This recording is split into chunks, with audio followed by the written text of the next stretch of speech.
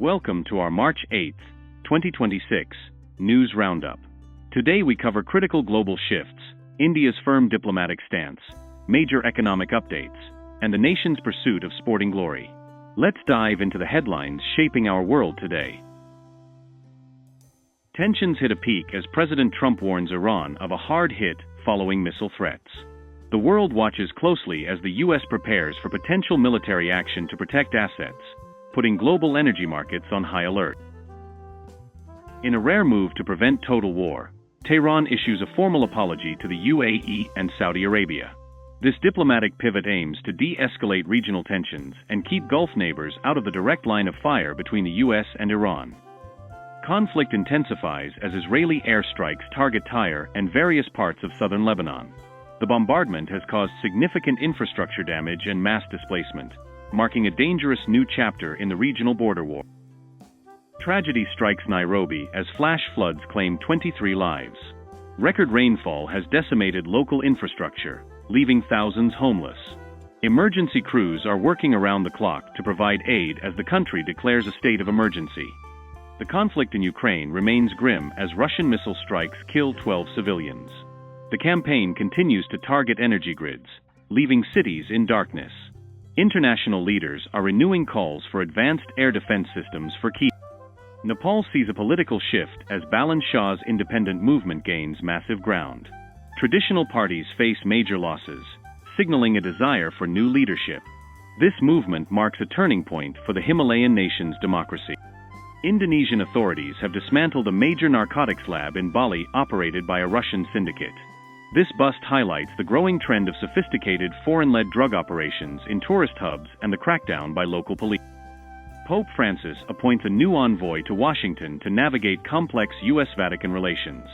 This move comes at a time when moral and political issues are intersecting globally, requiring delicate diplomatic handling between the two states. EMS. Jaishankar rejects the U.S. narrative that India is repeating China's mistakes. He asserts that India's growth is self-driven and unique, making it clear that New Delhi will not be lectured on its internal or global strategies. The Union Cabinet has officially approved renaming Kerala to Keralam. This change honors the state's linguistic and cultural heritage, aligning its official name with the way it is referred to in the native Malayalam language. Home Minister Amit Shah confirms that the Citizenship Amendment Act is a permanent law. During a visit to Haridwar, he personally handed out citizenship certificates, reiterating the government's commitment to protecting refugees. President Draupadi Murmu has expressed significant concern over the administrative situation in West Bengal. Her remarks emphasize the need for stability and law and order, as political friction continues between the state and center. Uttarakhand introduces the Zero FIR digital system, allowing citizens to file police reports from any location. This technological push aims to eliminate jurisdictional hurdles and ensure a faster, more transparent justice process. President Murmu is currently touring the Northeast, focusing on tribal welfare and connectivity. Her visit highlights the strategic importance of the region and the government's efforts to integrate these states into the mainstream. Phase 2 of the Central Vista project is nearing completion.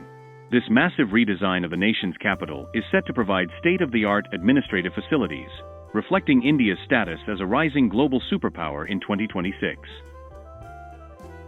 The Devi Awards recently celebrated 11 extraordinary women for their impact on society. From activism to technology, these trailblazers are being recognized for transforming communities and inspiring the next generation of Indian leaders. Consumers face a pinch as LPG prices rise by 60 Indian rupees for domestic and 115 Indian rupees for commercial use.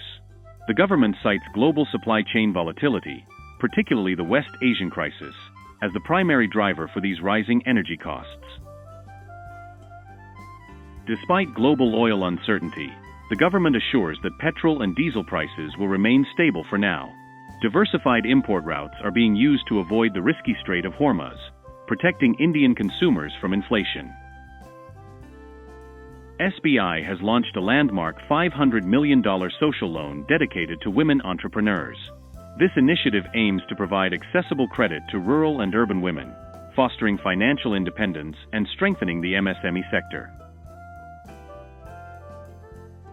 Financial experts warn that 35% of India's inward remittances could be at risk if the Gulf conflict escalates.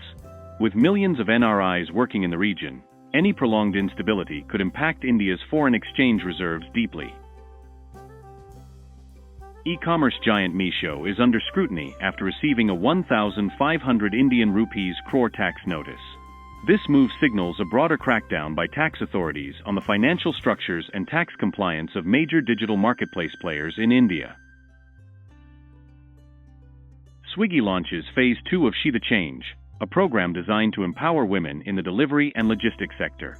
The goal is to bridge the gender gap in the gig economy and provide sustainable livelihoods for women nationwide. The Walmart Global Sourcing Summit in India focuses on scaling exports. By integrating more Indian manufacturers into its global supply chain, Walmart aims to help local businesses reach multi-billion-dollar markets in the US and Europe. A new trend is emerging as IT professionals return to India. Changing global tech dynamics and the growth of Indian AI hubs are encouraging high-skilled talent to move back, boosting the country's domestic technological capabilities. The stage is set in Ahmedabad for the T20 World Cup final, India versus New Zealand.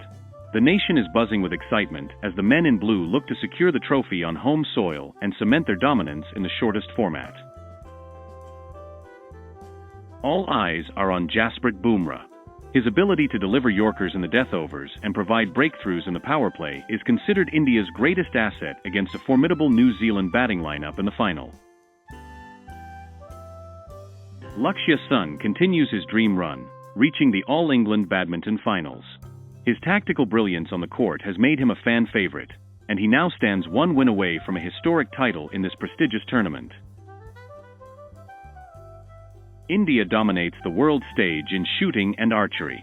Divyansh and Kayati have secured gold in 10-meter air rifle, while Aditi Singh's archery performance has catapulted India to the top of the compound rankings. A proud day for sports. As we conclude today's news, it is clear that 2026 is a year of transformation. From geopolitical shifts to local sporting triumphs, India remains at the center of the global conversation. Thank you for joining us for this roundup.